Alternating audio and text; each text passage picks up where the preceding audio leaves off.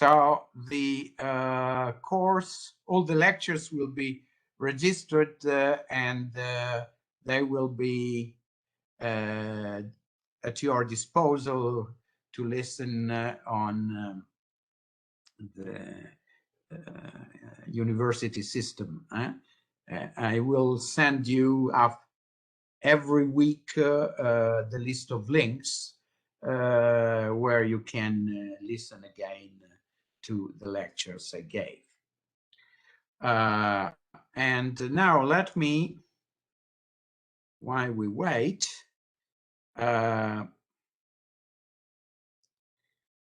few minutes, let me start with my presentation. So you will tell me, do you see PowerPoint screen? Can you answer that question? Yeah, I can see it. Okay, so I'll start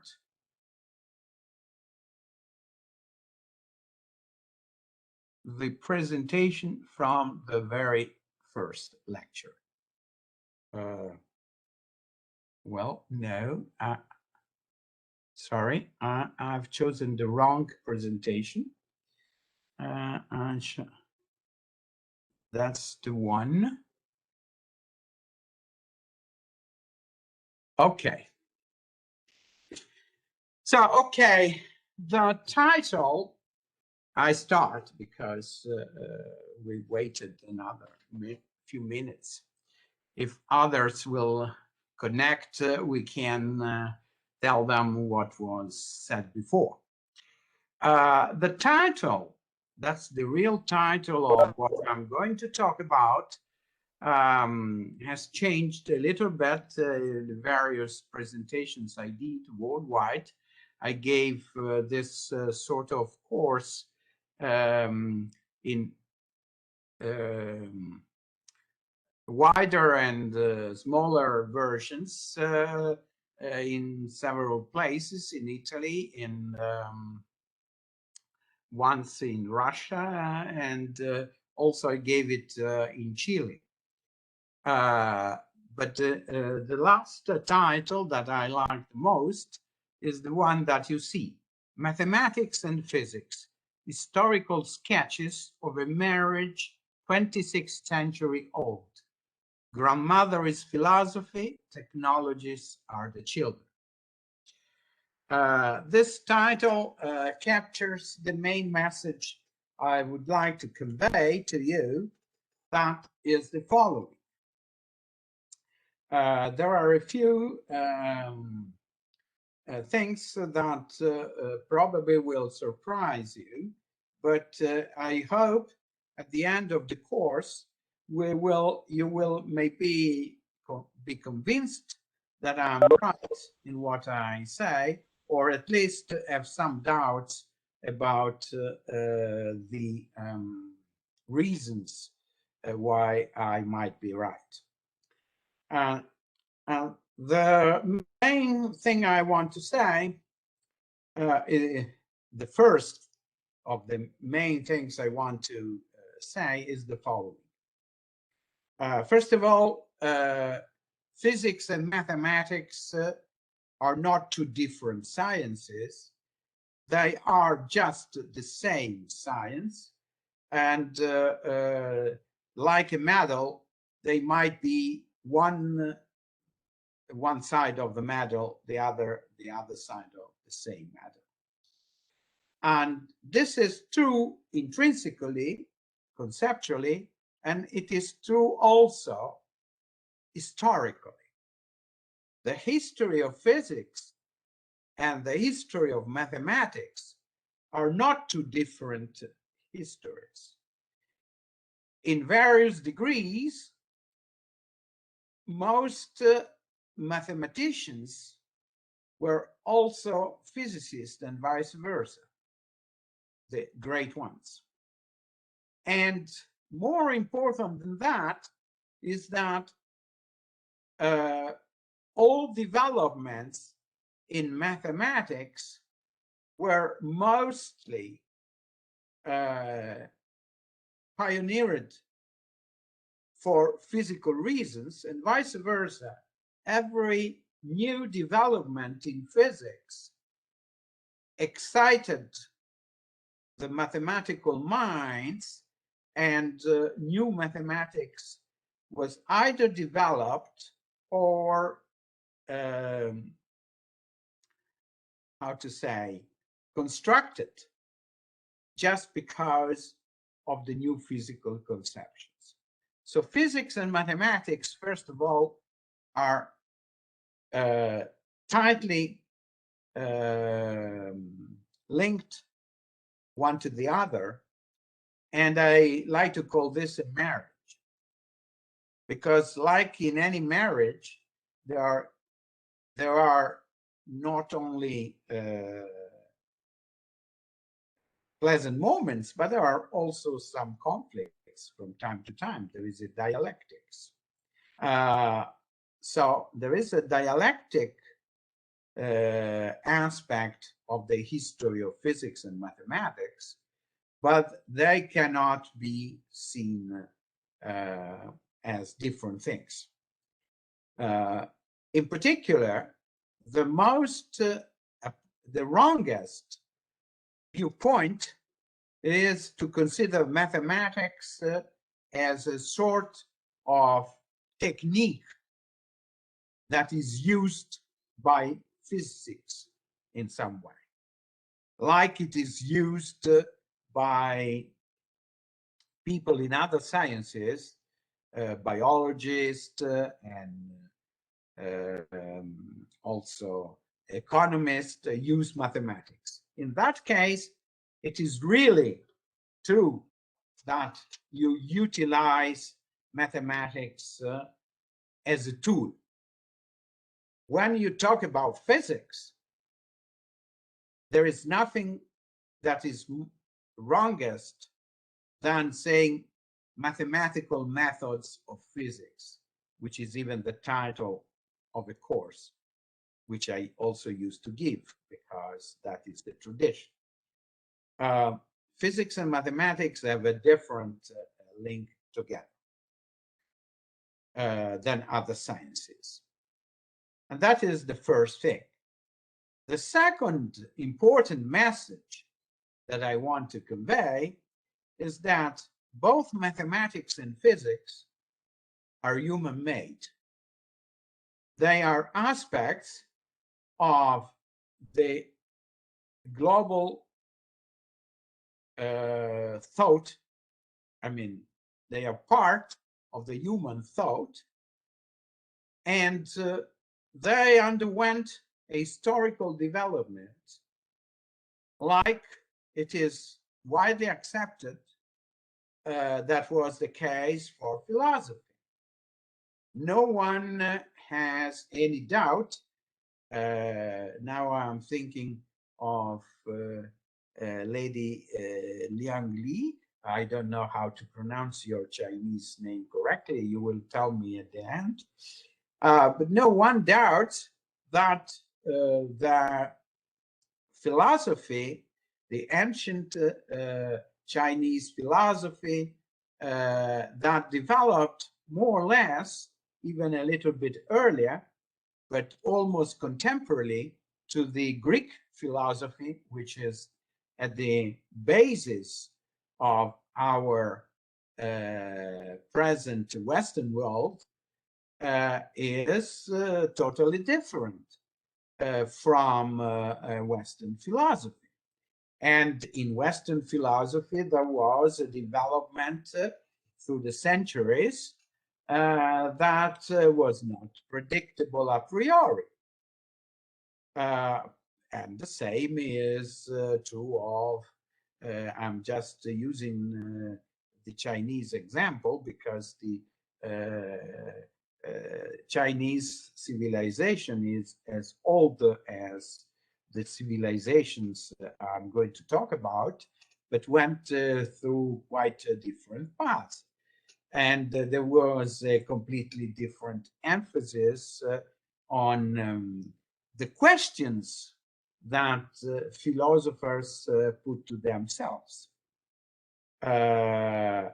And so there were completely different answers. There have been, through history, some contacts, even in ancient times, and so some crossing links were established, but they were very, very distant and weak in the past. Nowadays, they are, of course, much stronger. So that means that the second important thing I want to stress is that also mathematics and physics, like philosophy, are product of a historical process, and they are as they are today just because things went the way they went. In a different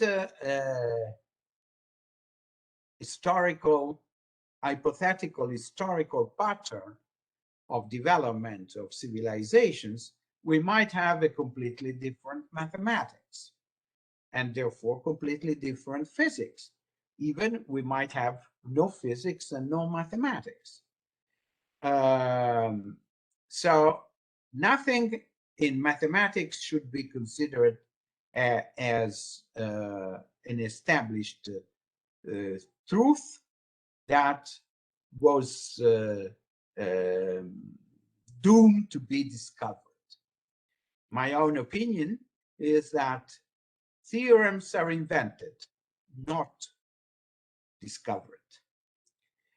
This does not mean that the truth expressed in a theorem is not something eternal.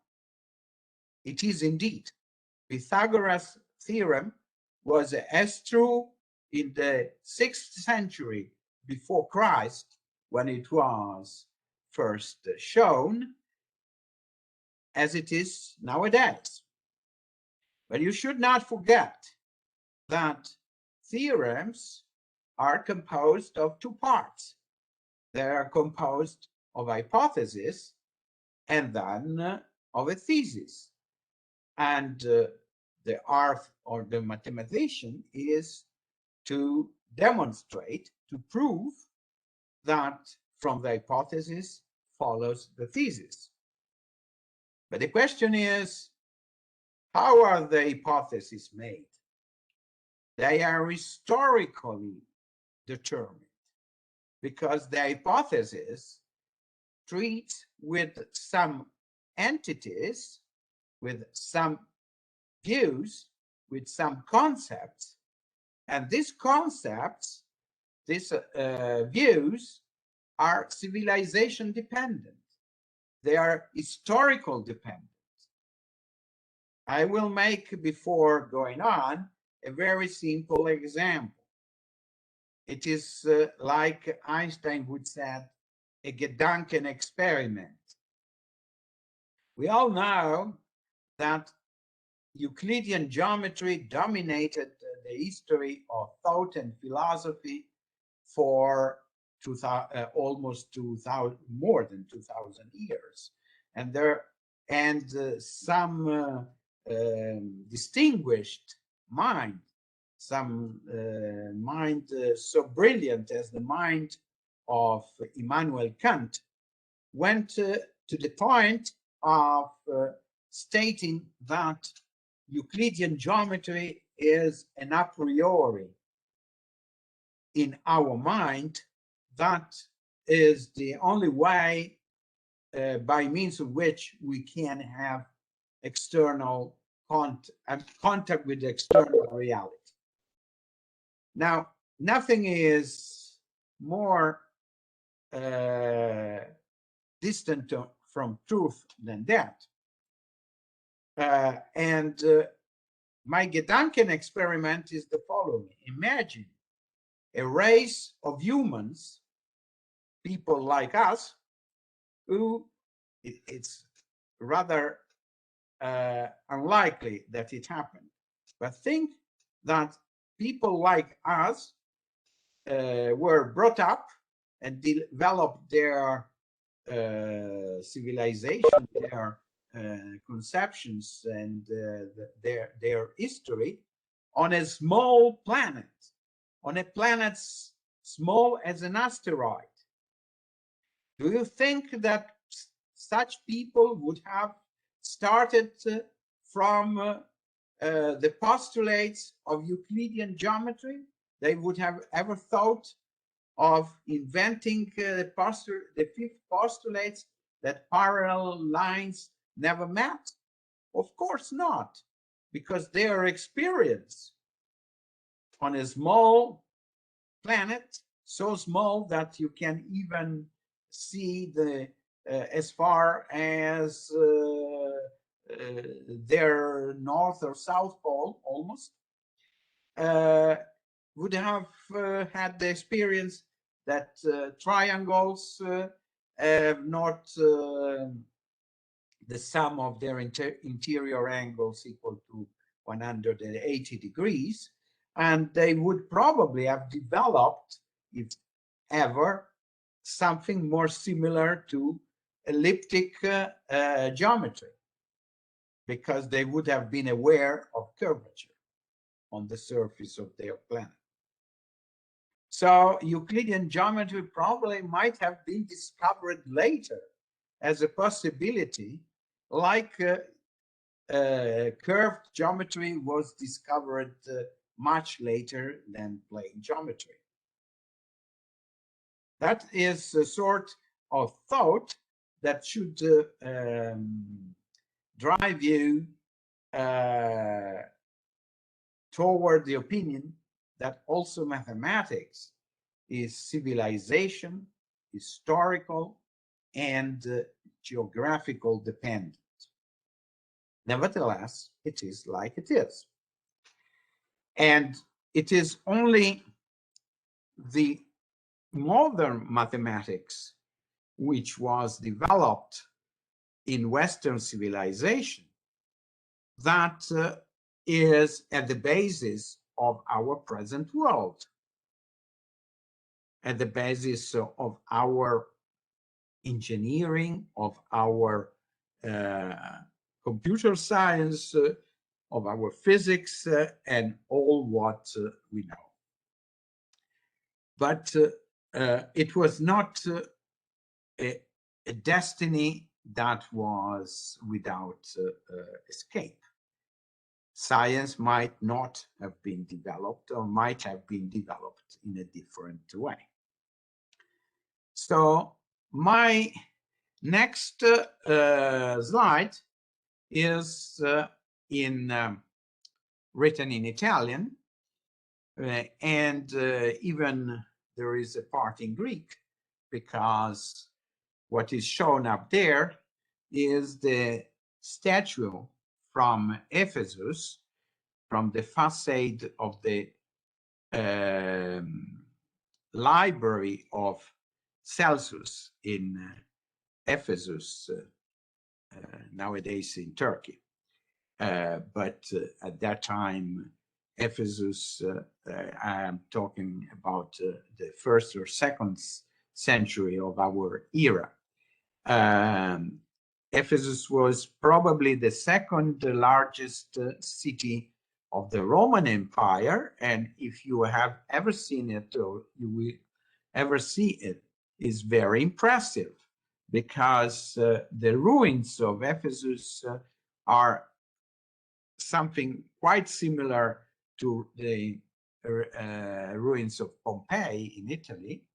There was no Vulcan, but somehow they have been preserved. And there are still the streets and many remnants of the buildings. And one of the buildings, which almost still stands up, the facade at least stands up, is the library. The library of this rich person named Celsus, Celsus in Latin, Celsus, Celsus in Greek. And on the facade, there is a statue which is supposed, as the letters written there state, to represent the episteme. Episteme Celsu, which means the l'episteme di Celso. And episteme is the right Greek word which survives in Italian and in English in other words like epistemology and so on. That means science, means the true science, namely in general sense. The bulk of notions that are acquired by philosophers, mathematicians, scientists, just for the sake of knowing, not for any practical purpose. And this is the other message, third message that I want to convey through these lectures. Why it's not going on?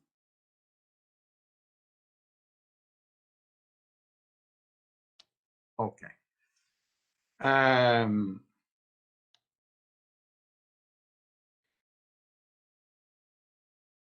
I will talk about it a little later because I ordered the slide slightly different from what I thought.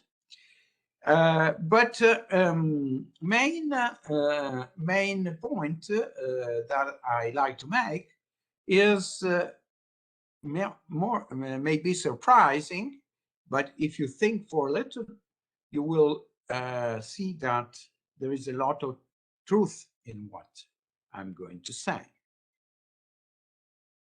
We agreed that modern science is based on mathematics.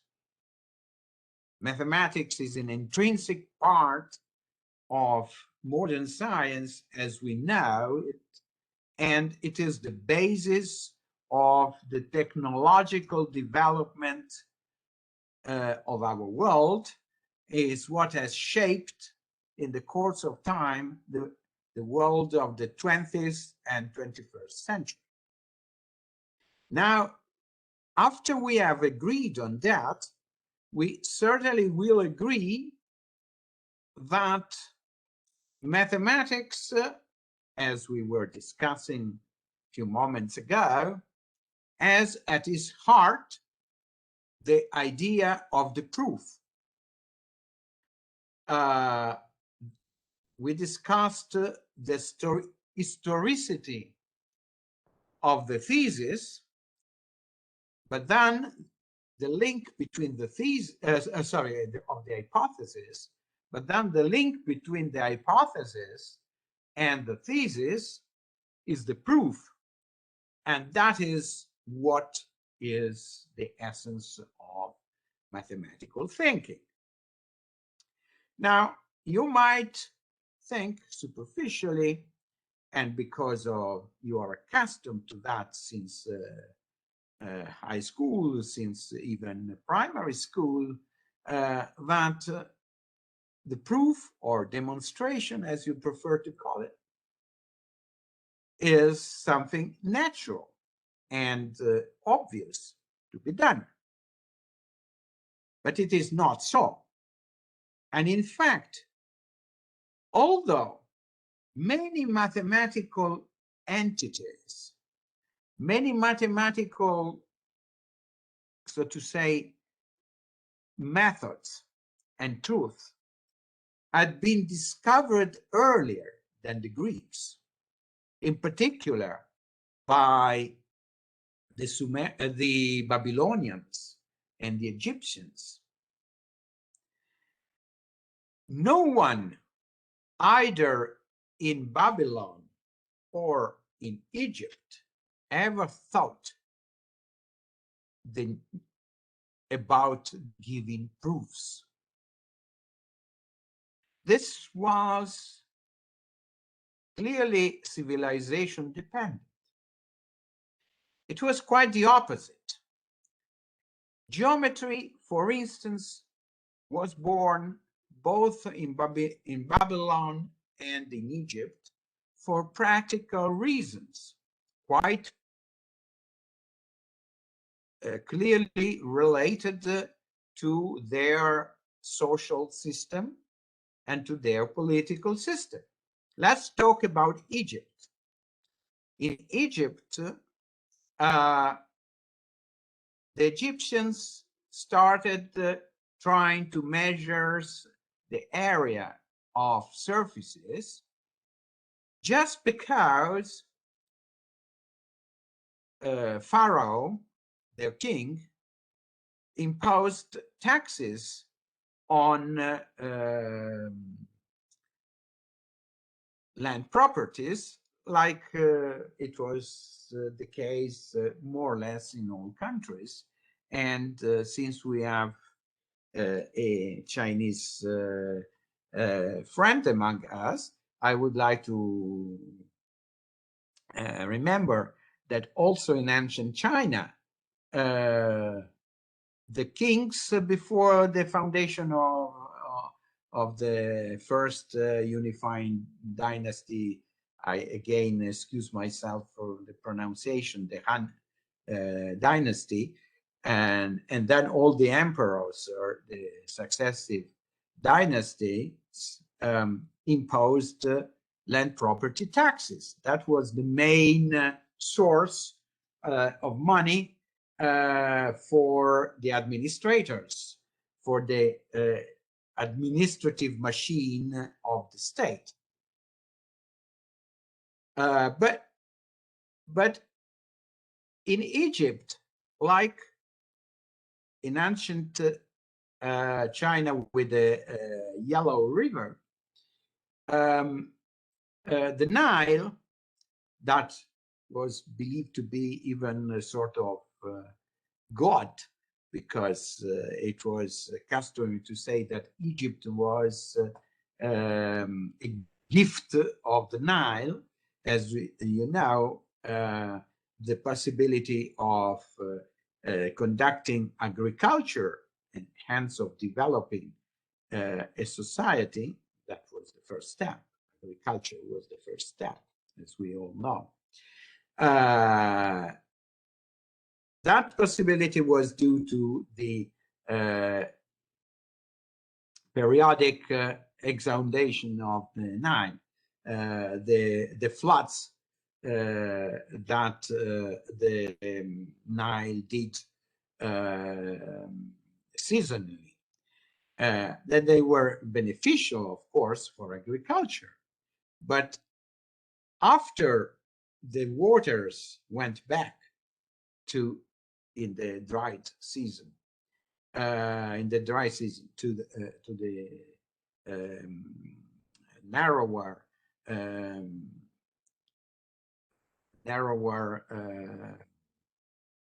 flow of the river, the how to say, the frontiers among the different properties changed usually a lot, because after a flood, territory is remodeled. So the Egyptians felt quite clearly the need to measure the real extension of properties in order to impose taxes. The taxpayer would protest to the pharaoh's clerks and tax exemptors that their property had been reduced, or they try to evade taxes, as everyone does in the many thousand years since the beginning.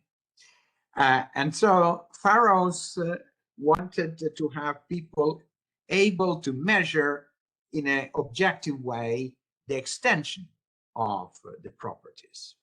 And that was the first stimulus for the development of geometry. But this empirical knowledge about areas of surfaces, triangles and squares and things of that kind, were not proved. There were some practical formulae, so to say, algorithms. I will have a lot to say about algorithms later. That were known to Pharaoh's administrators, and in particular to the priests, to the that were the learned people of Egypt. They were conceived, like secrets, magical things. And no one felt the need to give proofs. Actually, it was quite the opposite. They were sort of miraculous things that were kept secret. So the first theorem that we know of in the world is Thales' theorem. You see there the picture. The theorem that states that if you take a triangle that has one side the diameter of a circle, and so two vertices are opposed one to the other along a diameter, and then you take a third point, whatever point on the of the circumference, and you draw the triangle, then the angle in the vertex B is necessarily a right angle. This is clear from, you probably did this sort of exercises in your secondary school and things like that, and everyone even sees it almost visually. But Thales was the first to prove it. He had learned, it is historically known, Thales is from the 6th century before Christ. He was in Egypt. He learned many things from the Egyptians, but he was the first to feel the need to give a formal proof. And so he can be considered the creator of mathematics in the way we know, at least as far as we know, because a lot of things of the ancient science has not reached us. And so there are mathematicians that we don't know of. And in any case, most of the original, so to say, papers of ancient mathematics are not available. But in any case, as far as tradition goes, we know that Thales' theorem was the first theorem. And he was a Greek. He lived in a polis. So the question is, why a Greek man felt the need to give a proof, why an Egyptian or a Babylonian didn't feel it? And therefore, even if they knew, these people, a lot of things of interest in mathematics, in what now we call mathematics, they were not keen in developing modern mathematics. Well, the answer is political. The Greek people were a complete exception in the history of ancient times, and so to say also modern times, but at least in ancient times, they were a complete exception. Why? All the other civilizations we know of, Chinese civilization, Persian civilization, Egyptian, Babylonians, Assyrian, they were based on monarchic rule. that were based on the rule of one man, typically considered like God. In most civilizations, in a much less strong sense in China, and that is something that is noticeable as well. But in the western part of Asia, in Babylonians, in Assyria, and also in the previous Indo-European civilizations like that of the Hittites, there was a king, and the king, occasionally it was killed, there were treasons, but the perception of the head of the state was the perception of someone above the average humankind, someone who was like a god. In such societies that, by the way, all had something in common, namely, if we think quite carefully, the ancient civilizations developed all on the rivers, on the banks of some river, and were based on agriculture. So that happened in the Mesopotamia, where the rivers were even two. That happened in Egypt, and that happened in China with the Yellow River.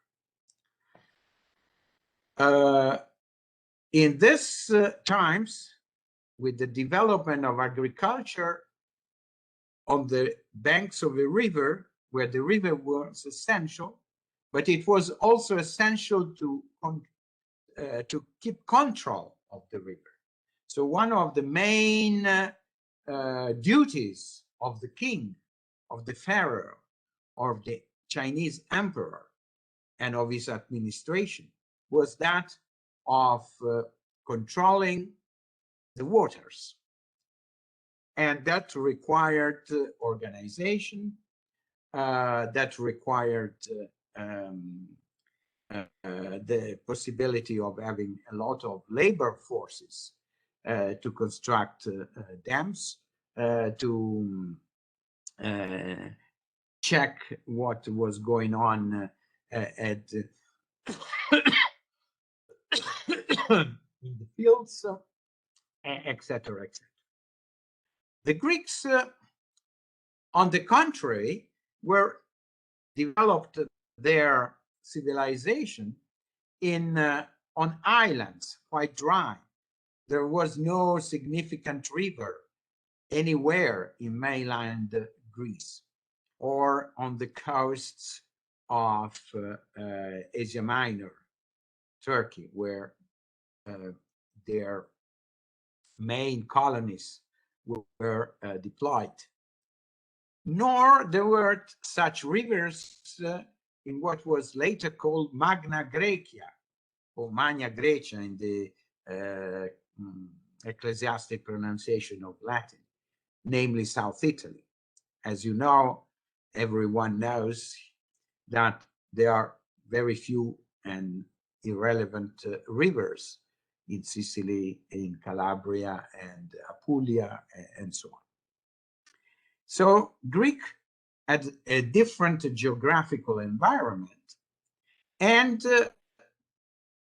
they based their civilization on the development of commerce, of traveling, and they constructed the famous city-states. So they made the first experiment in democracy in the history of the world. The city-states, one after the other, expelled the figures of the king or of the tyrant, like it happened in Athens, like it happened elsewhere, and started the experiment of self-administration in different ways. There were oligarchies, there were pure democracies, there were different schemes that alternated themselves. But the common point was that there was the agora, namely the square, where the citizens met either to discuss their decisions in purely democratic regimes, or to debate with the emissaries of the Senato, the Senate, where there were more oligarchic regimes. But in any case, they met and discussed. And so they started developing an idea which is basic in our civilization, that you cannot simply say to your fellow citizen, I'm right because I am right, so you have to follow me. But they have to convince their fellow citizens that what they were saying is true, or it is appropriate, or it is convenient. So this was the experiment that forced the Greek mind and led to the idea that also in what became later science, so for instance in geometry, it was not sufficient to say the angle in vertex B is a square 90 degrees angle because I say it. But I have to convince you that that is true in general. That was the origin of the mathematical proof.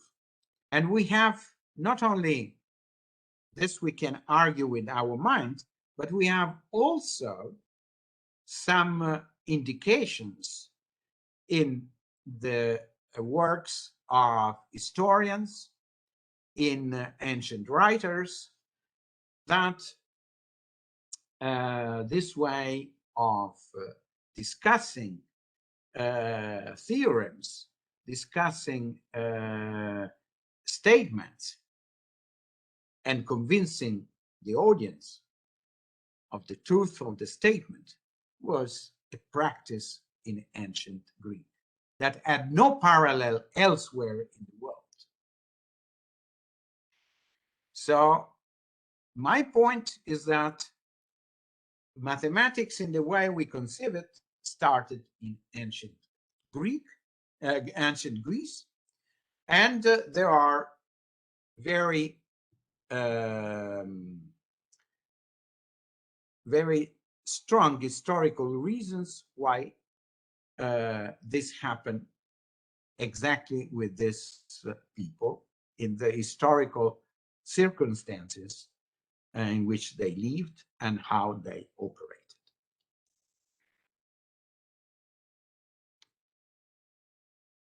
And we have some indications also from linguistics.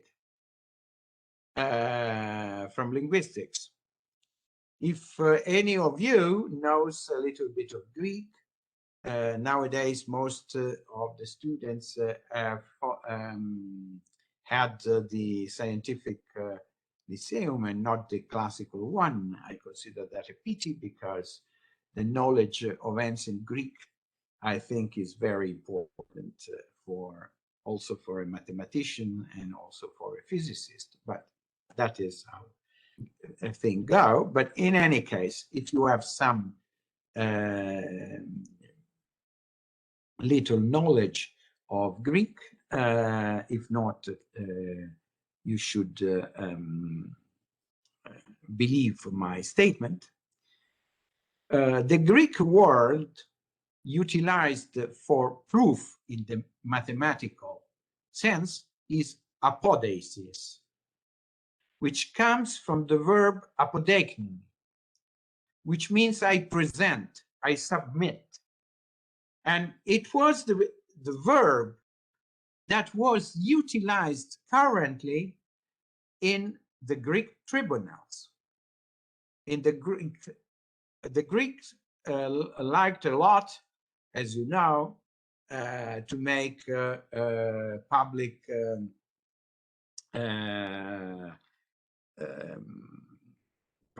persecutions of charged people. The history of ancient Greek is full of them. There were juries. Well, the most famous of all the trials is that of Socrates, and his apology, his defense, self-defense from the charges he was confronted with, has become very famous. It's one of the dialogues of Plato. But you should know that if you maybe you don't remember that in fact there is not only the apology written by Plato, but there is another apology of Socrates that was written by Xenophon, who was also a follower of Socrates, but he was completely on the other side of, so to say, of the barrier, because he, as you probably might remind, Xenophon was an Athenian who was compromised with the Spartans, and he was even exiled from Athens, and he was given a very beautiful villa where to live by the Spartans. And in any case, both apologies, the Plato ones is much more beautiful and poetic, but they agree on the main facts, and the main facts are clearly known also from other historians.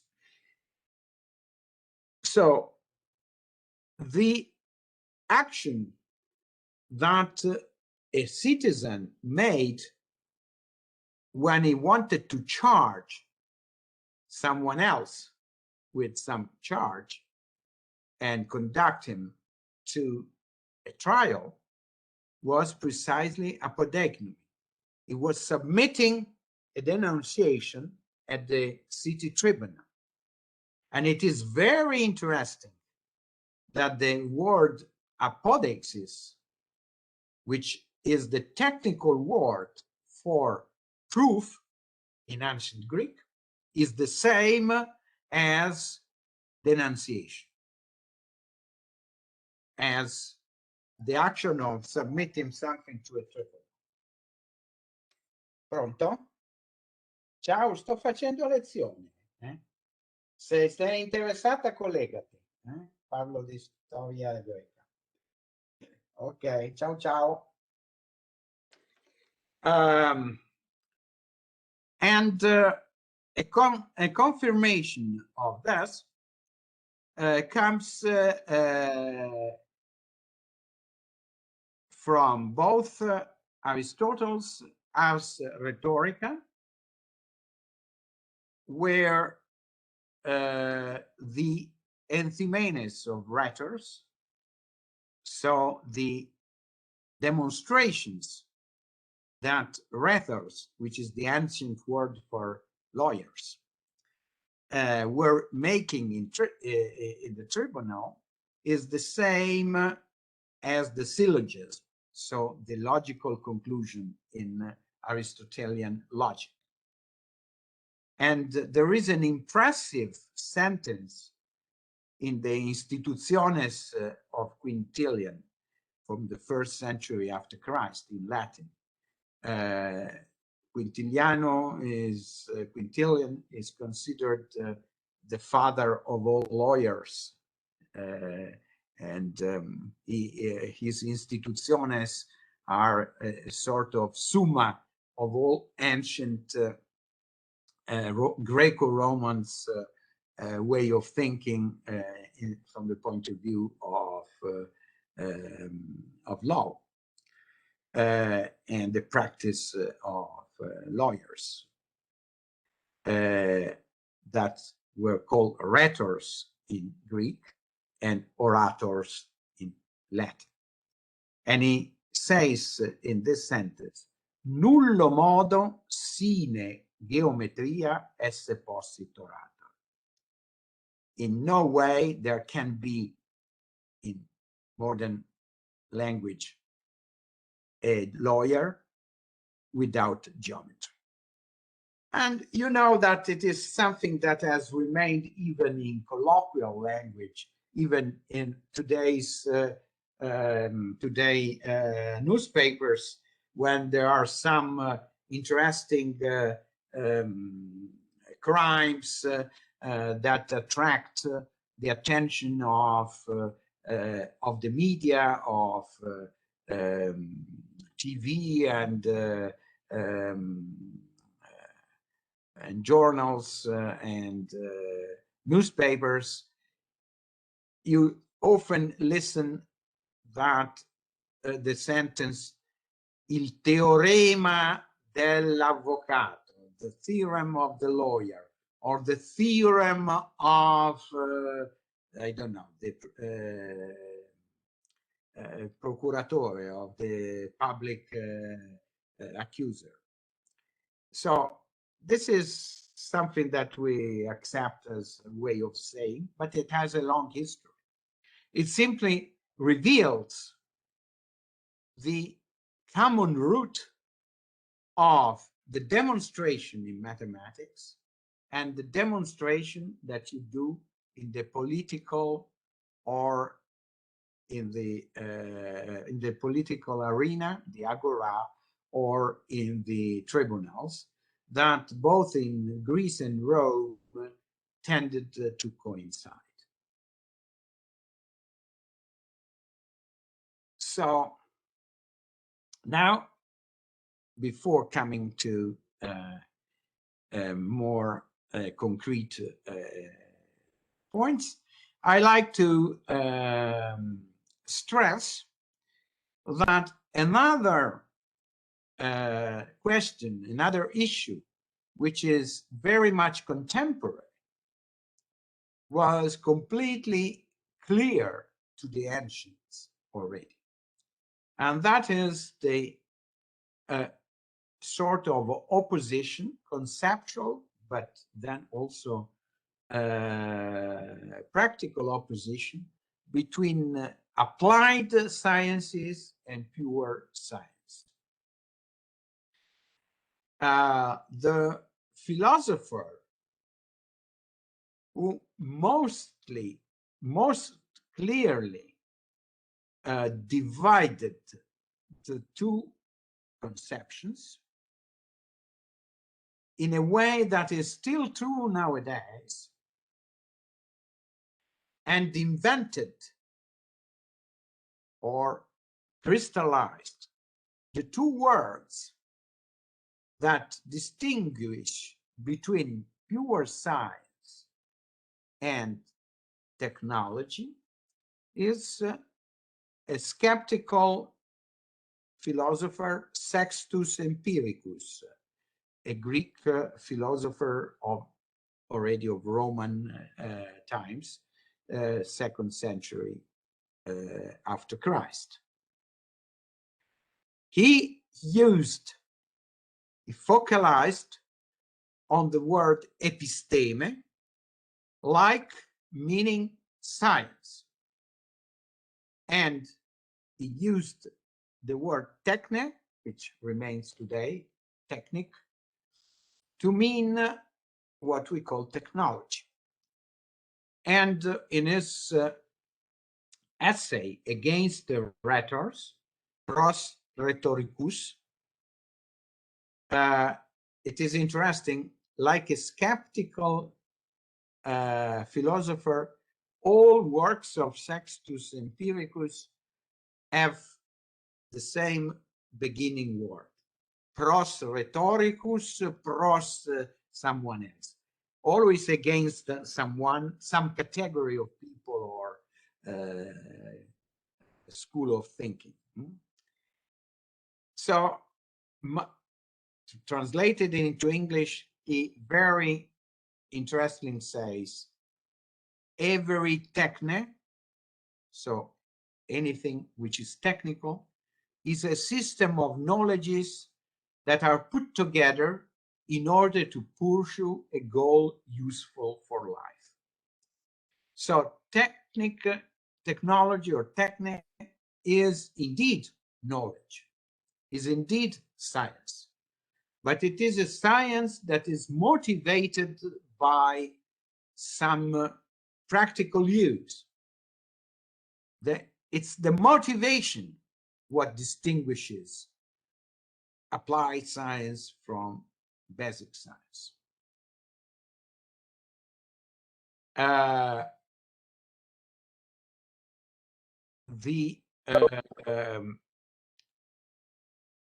the other hand, episteme is science, knowledge that is collected together, that is developed just for the sake of knowing, with no practical purpose.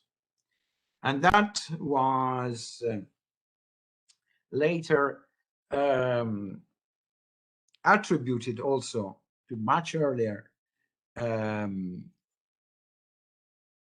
thinker, one of the giant of the whole history of human thought, that was Archimedes. And we know about his views, Archimedes' views. I will tell a lot about Archimedes in subsequent lectures.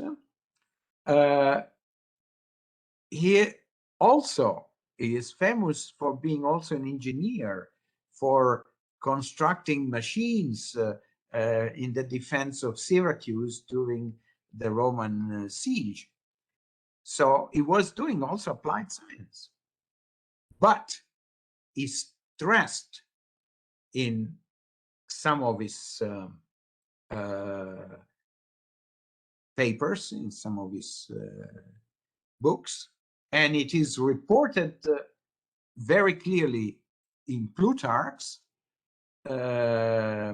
life of Marcellus, the Roman conqueror of Syracuse, that Archimedes gave no relevance to all of his engineering work, which was instead what made it famous to the Romans. He said that that was something that he did because he was a patriot and whatsoever, but had not any real scientific relevance. But the only thing that had scientific relevance were pure geometry in his way of thinking, namely those things that he did with no connection with the needs of life, of practical life. So this essentially I've already explained to you. And now we come to what will be the main subject of today's and next lecture, namely how, after Thales, modern mathematics was born in the times of Plato. The main contributions to Greek mathematics are localized in the 4th century, 4th and 3rd century. Then they were still continued in Roman times, but at a much slower path.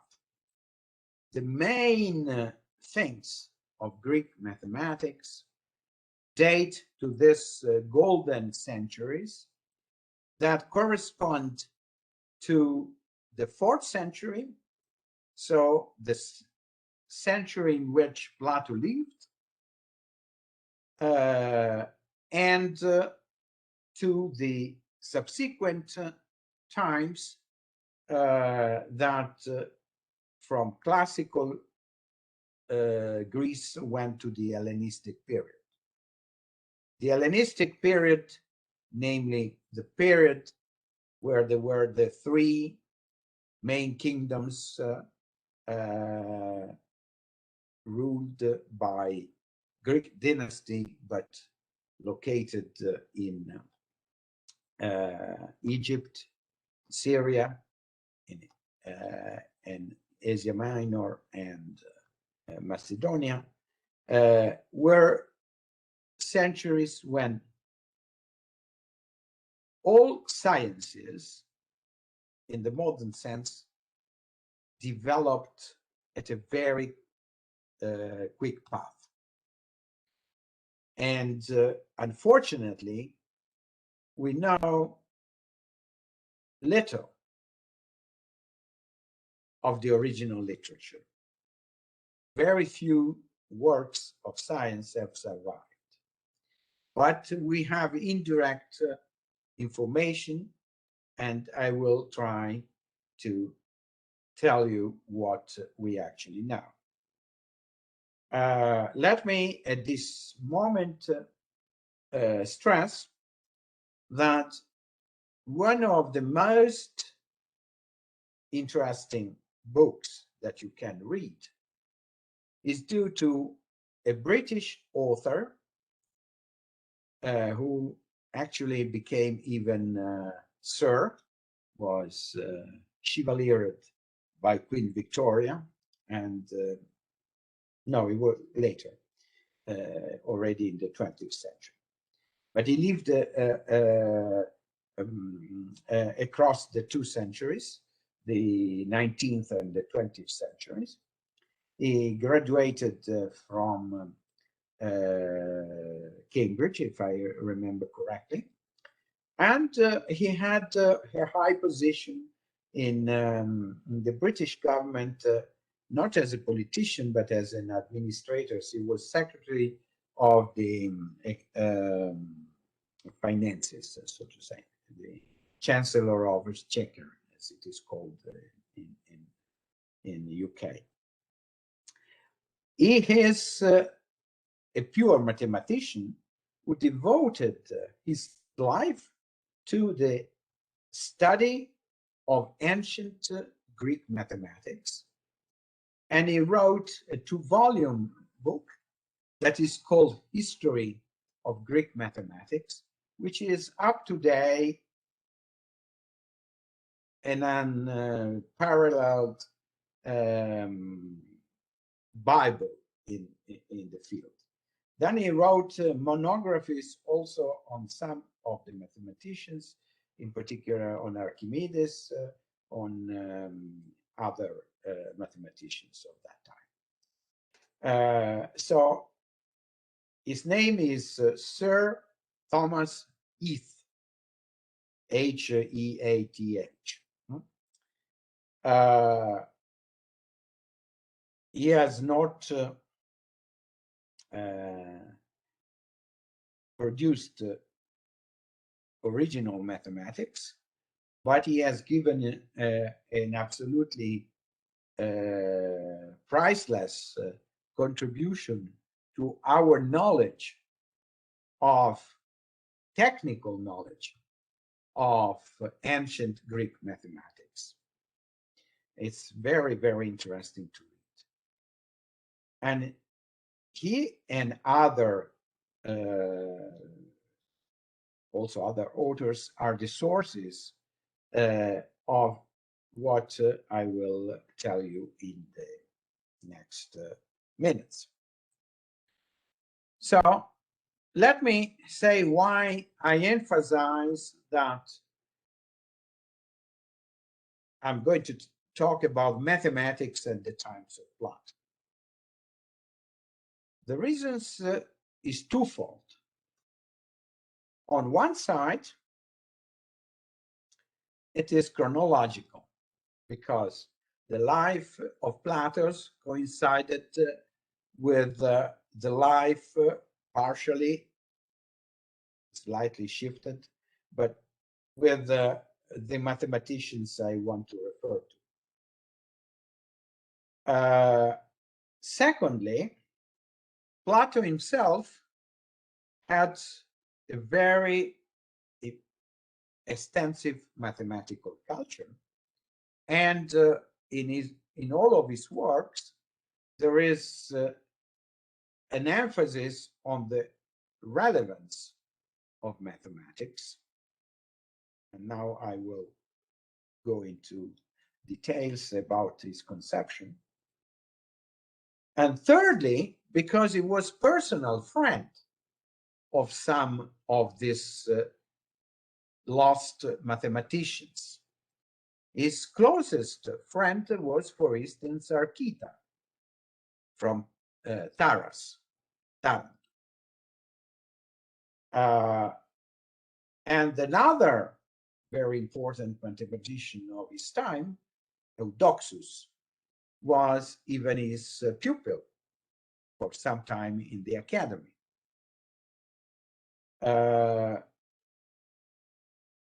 And moreover, of some other very much relevant mathematician of his time, XXth, for instance, we just know something simply because he made it appear in one of his dialogues. Without Plato, we would not have even known about the existence of XXth, whose relevance becomes extremely clear. So Plato was himself made some contributions to the mathematical problems of the time. And his views on mathematics are particularly deployed in one of the largest, most influential of his dialogues, center of his philosophical views, namely the so-called Republic, which in Res Publica was the name given to the dialogue by the Latins, but the original Greek title was Politeia, which is the science of the city. And from Politeia comes the word politics and politica that we still use today. It is in the 7th book of the Republic that there are the most important statements, most important of Plato's statements about mathematics. But something that will become clear from what I'm going to say, at that time, the unity of mathematics that considers geometry, arithmetic, analysis, and so on as different branches of a unique discipline was not clear. Actually, geometry and arithmetic were considered as different subjects. And the preference of the Greek mathematicians was quite clearly for geometry. Their view of mathematics was a geometrical one. So we will stress this as a very important side, and also as an argument in my statement. Oh, I beg your pardon. No. This was only a message. Sorry, I just look at if I have any message, urgent message.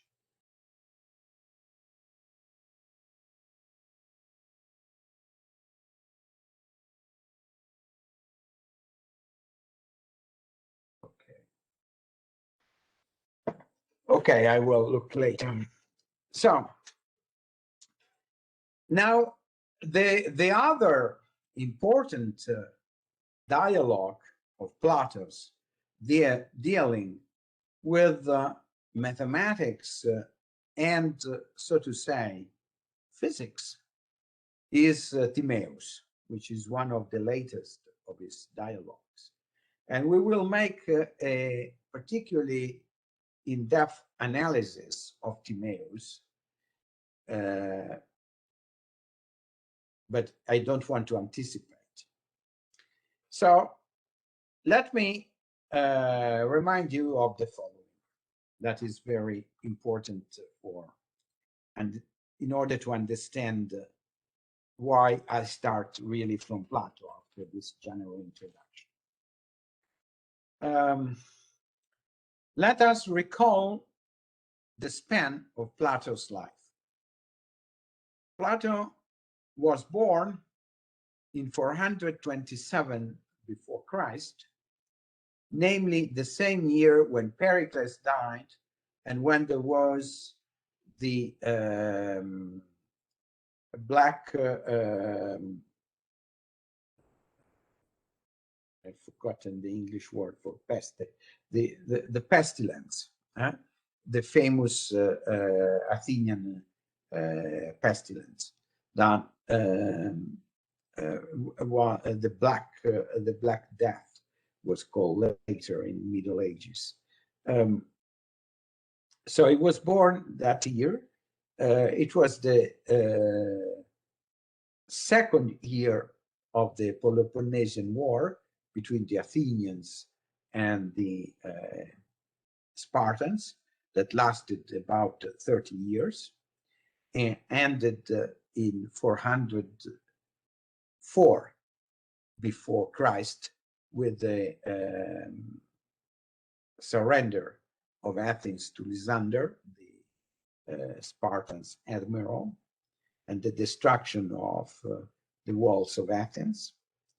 So at the time of that, when that happened, Plato's was something like 24 of age, was a young man. And his view, he was at the time a follower of Socrates. And for a short time, he believed in the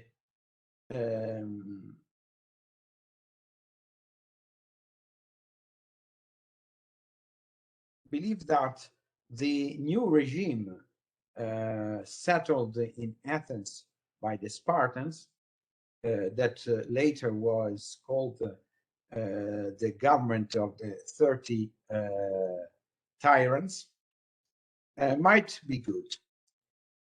It is a sort of paradox that one should keep in mind. The most of the intellectual Athenians, of historians, philosophers, and also poets, inclined more or less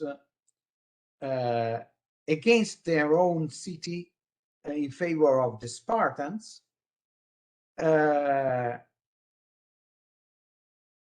while, as we know, Sparta did not contribute a single epsilon to Greek culture, literature, mathematics, and so on. We don't know of any Spartan mathematician, of any Spartan philosopher, of any Spartan poet, and so on. Athens was the center of the culture, and the people of this intelligence, Athenian intelligence, more or less strongly, sometimes cryptically, inclined a little bit in favor of their own enemies. Why was that so?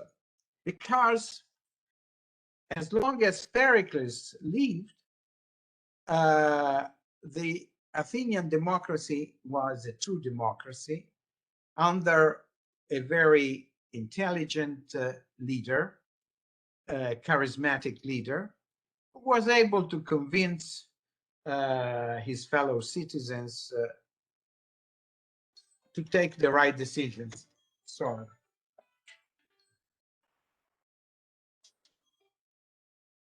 Любимая, привет. Алло? Я еще лекцию. Тебе позвоню. Пока.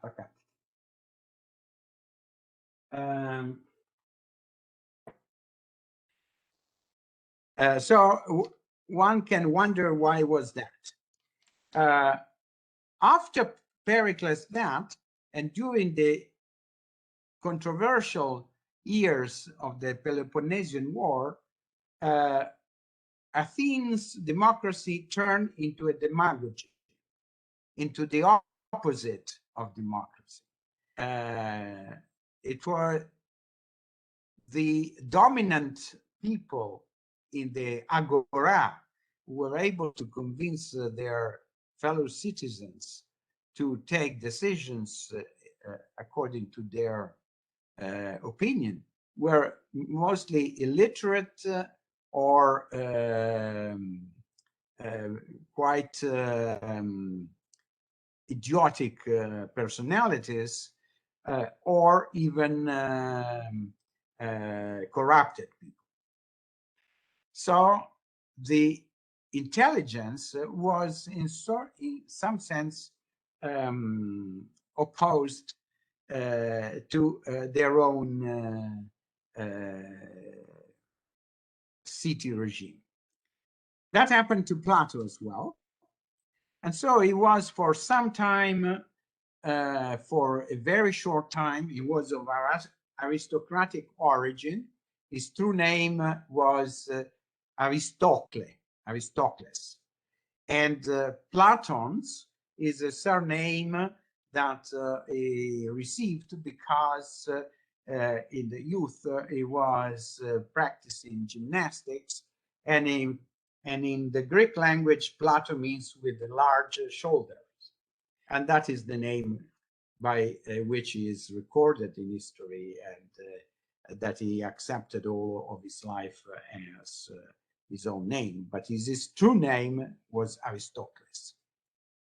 And he was of an aristocratic origin, had a very good education, and he was very much intelligent, and he was opposed to all these ignorant barbarians that had led their own city to the disasters in the Peloponnesian War. So he thought that the 30 tyrants might be were posed in power by the Spartans, might correct the path. But he was disillusioned very soon, and after a few months, he decided that the 30 tyrants were much worse than the previous demagogy.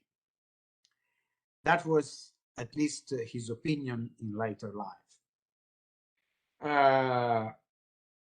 So he had a complicated life,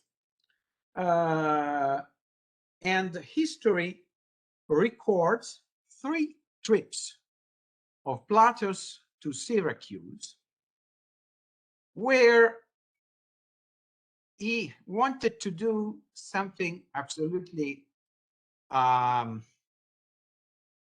utopic. Namely, he was trying to construct his ideal state that is sketched in the dialogue Republic by, so to say, educating the Syracuse tyrant Dionysus to philosophy. He was thinking, if I convince to be a true philosopher the head of state of Syracuse, that is a monarchy, I will realize there the ideal utopic state he was dreaming of. Of course, he did not succeed at all. And actually, at the end of his first trip, he was even sold as a slave by the soldiers, maritime soldiers of Dionysus, who were bringing him back to Athens forcibly, but they stopped on an island and found it convenient to sell him as a slave to get money. He was soon liberated by one of his rich friends in Athens who bought him as a slave and liberated him immediately.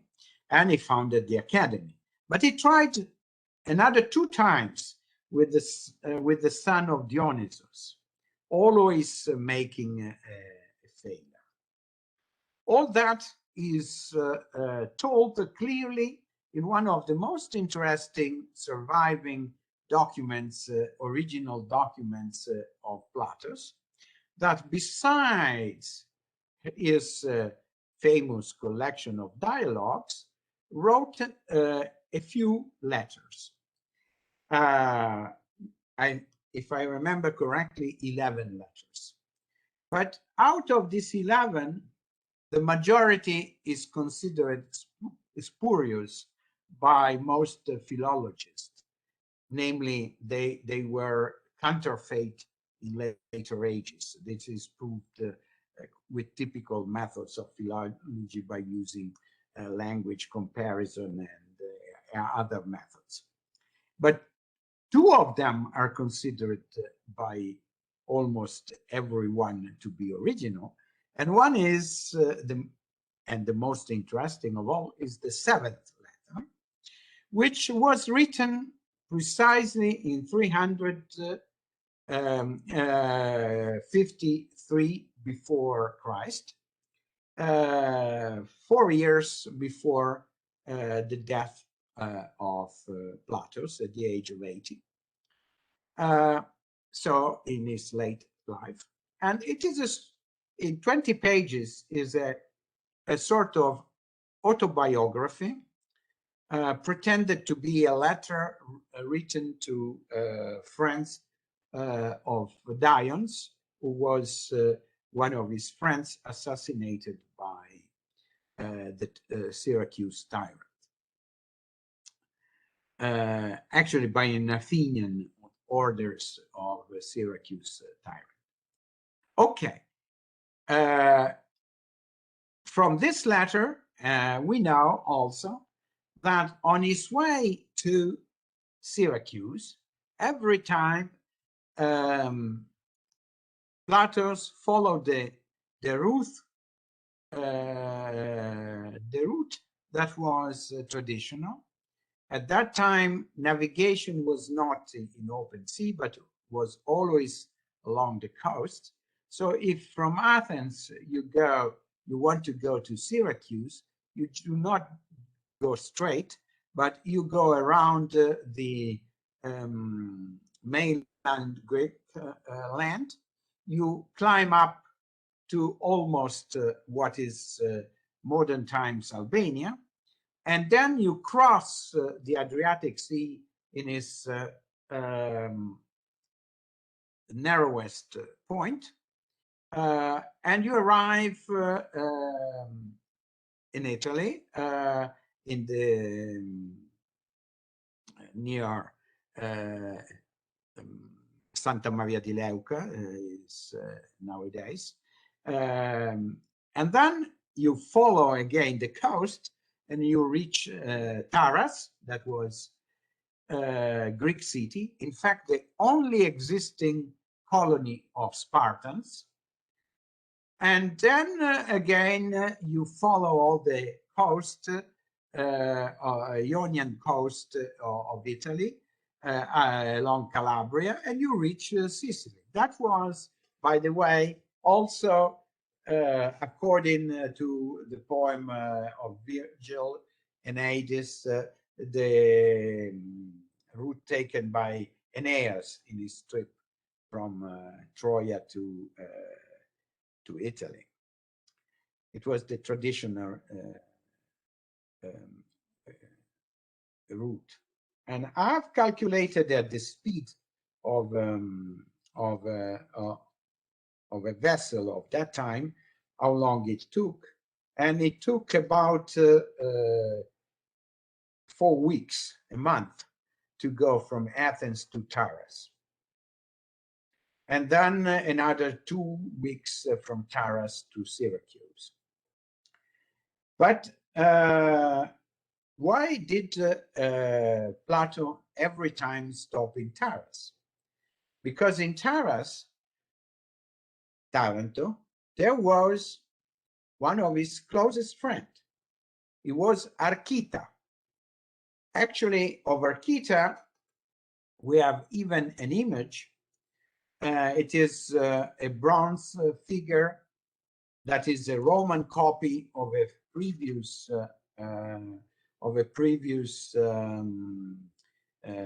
Greek original. It was probably one among the brightest mathematicians of the time, and he was also a politician. He was strategos, namely the present name would be Sindaco or mayor of the city of Taras for several times. And apparently he governed Taras very well. And Plato discussed mathematics with him, every time he stopped. And the second time he went to Syracuse on this crazy mission on converting to philosophy the young Dionysus, the second tyrant, and he fell in a terrible situation where he was almost convicted and executed. He was saved by Archytas, who sent some Tarantinians ships to obtain his freedom and bring him back. So the link between Plato and Archytas is very important. And we will now try to see what are the contributions to geometry by both Archytas and the previous mathematician, contemporary, but slightly, in fact, slightly younger, but he died earlier, who is Eudoxus. So, Eudoxos Oknidios. Eudoxos Oknidios in Greek means Eudoxo. By the way, Eudoxo in the word in his name, we recognize the root eu, which means good. Doxos, like doxa, means thought. So he is the one who thinks good, who thinks well. Oknidios means from Cnidus. Cnidus was a Greek town on the southern part of the Ionian coast of Turkey, the Ionia. So it was one of the most flourishing colonies. And born there, quite young, he studied probably in Gnidus, several things, but at some point, well, the lifespan of Eudoxus is believed to be 408 before Christ to 355. So when Plato wrote the seventh letter, Eudoxus was already dead. But so it didn't live so long, but he contributed many very important things. One thing that is mostly accepted by all historians of mathematics and specialists, including Sir Thomas Heath, is that the fifth book of the Elements of Euclid is more or less entirely due to Eudoxus. That is not surprising because we are accustomed to think that Euclid, on whose life we know very little, and by the way, sometimes, because there were two Euclids, Euclid's from Alexandria in Egypt, who is the author of the Elements, the book we all know of, and another Euclid of Megara, from the city of Megara, who was earlier. He was older than Plato's, and he lived in Megara, and that is a city in Attica, some 50, 60 kilometers from Athens. And when Platus was completely disappointed by the new developments in Athens after the death of Socrates, and he was very much offended by the condemnation and the execution of Socrates. He flew from Athens and he went to Megara, where essentially was a guest of the other Euclid, of Euclid the philosopher. And Euclid and Theaetetus are the two characters appearing in the dialogue Theaetetus, named that way by Plato, where we learn a lot about the mathematics of Theaetetus. But the Euclid from Alexandria, who is the author of the Elements, is not really the author of any original book, but the Elements have to be conceived as a sort of encyclopedia of geometry, of the known geometry of the time, that Euclid collected together in a magistral way, we have to say, probably with the help of his student. It was a sort of collective work supervised by Euclid that tried to put together all the geometrical knowledge of the time, and the time here means after Alexander the Great, during the reign of Ptolemeus Philopator. So during the reign of the Ptolemies in Egypt, after Plato's death and so on. Euclid is after. But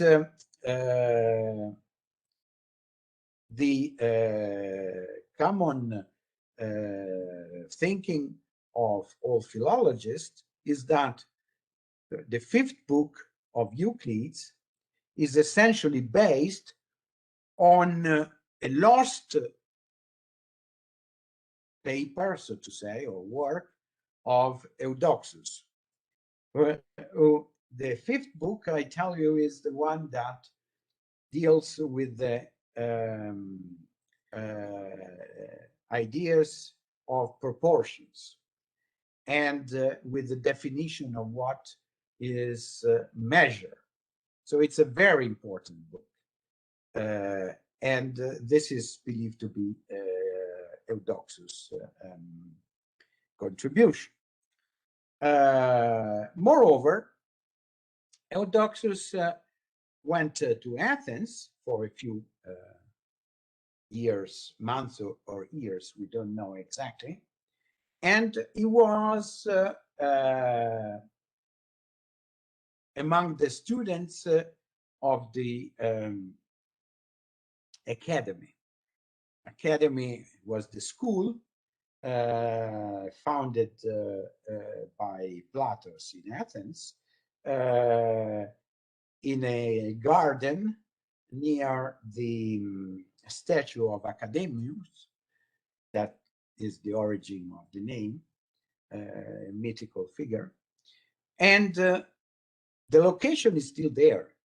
In Athens, one can still see in modern Athens the location of Plato's Academy, and the school founded by Plato lasted about 1,000 years, because it went on and on with different scholarchas.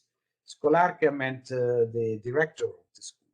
So Plato was the first, and his nephew was the second, and then we had a succession of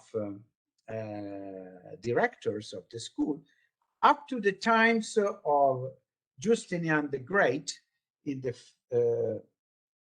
when in the beginning of the 6th century after Christ, already when the Western Roman Empire had fallen, and capital was, as you know, Constantinople, and Justinian was ruling there. He made an edict that closed all the pagan philosophical schools.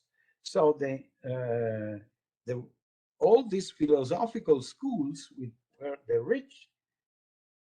richness of the West, particularly the eastern part of the Roman Empire, but he couldn't close those that were in the western part because they had been already closed and destroyed by the barbarians. But in the eastern part, they were closed. And that was like closing all the universities, because they were really the ancient analogs of the universities, these various schools with their affiliations. There were Platonics, the academy was in Athens, but there were, so to say,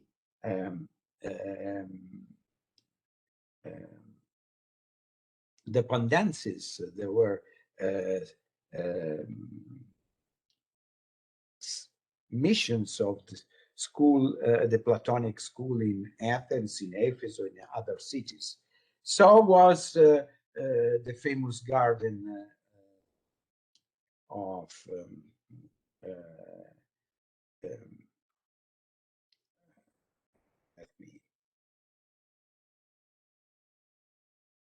Epicurus, and so was the Stoa, the school of the Stoics, who had a lot of followers among the Romans, in particular Cicero and many other famous Roman writers and philosophers were follower of the Stoa school, and so were the skeptical school, and so on.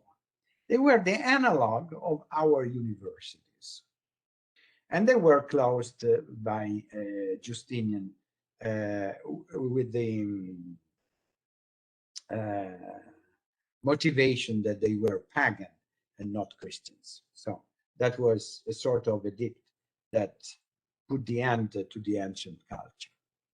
In any case, Eudoxus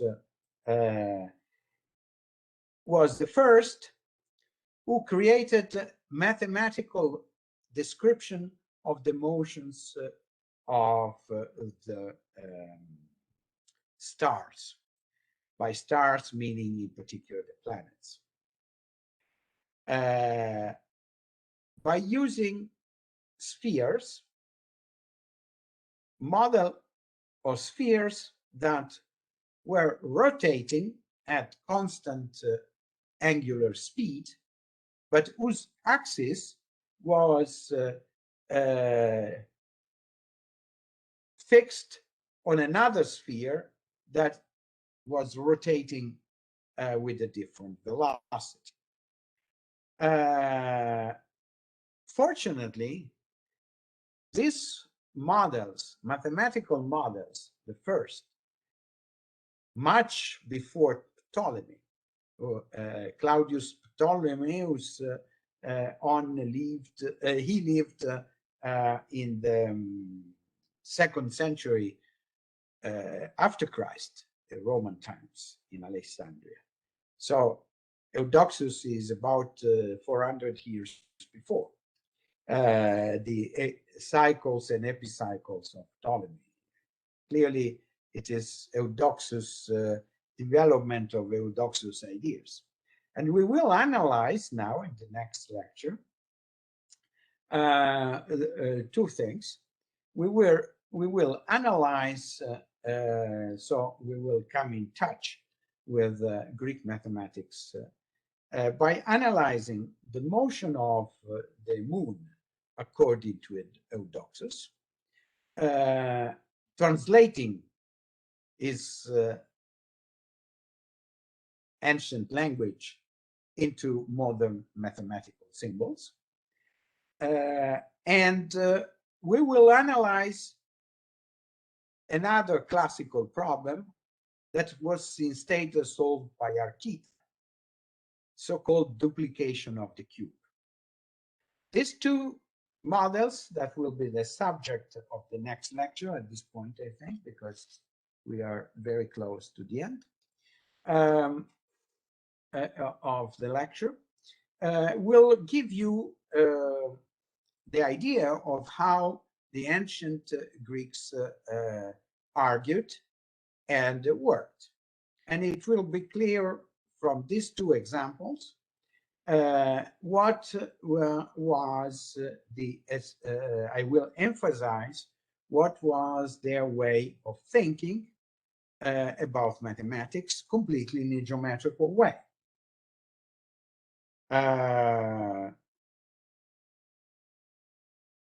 The models of Eudoxus are very much realistic.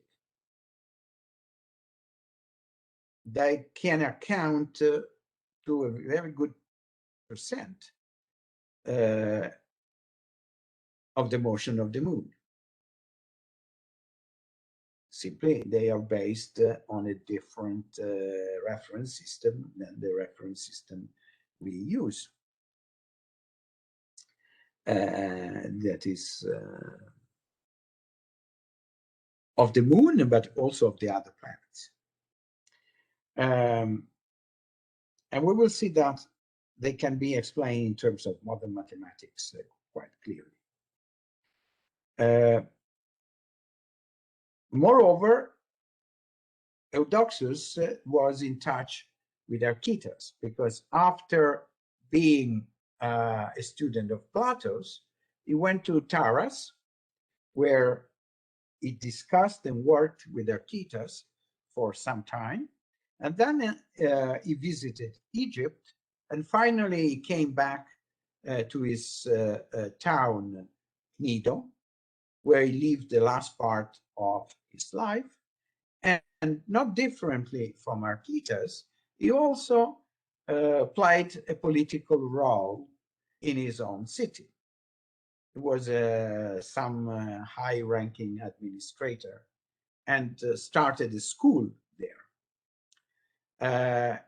So this illustrates the relation between political life and ancient mathematics that is completely linked to philosophy.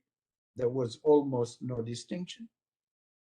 And moreover, we will, analyzing technically what were the way of proceeding of the ancients, emphasize the different structure of their way of thinking about mathematics, which was completely non-algebraic. Algebra is something that came later in the Middle Ages. The ancient Greeks were perfect in geometry. With Archimedes, they almost arrived at differential calculus, but had no idea of what is an equation and what is algebra. This is something that I will emphasize very strongly.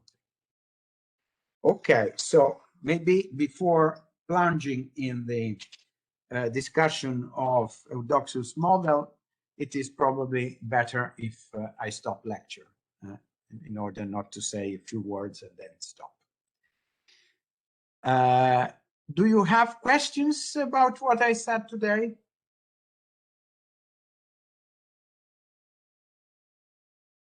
No, everything's clear. Everything is clear. So oh, Andres Herrero came. Buen día, Andrés. Buenos días. Buenos días. Okay. Okay, so we meet again on Wednesday at the same time. Okay. Yeah, perfect. See you on Wednesday. Okay. Have a nice day, a nice evening, and all the best to you until Wednesday. Okay. Okay, thank you for you too. See you. See you. Bye-bye. Bye-bye. Bye-bye. Bye-bye. Thank you. Have a nice evening. Thank you. Thank you very much. Bye.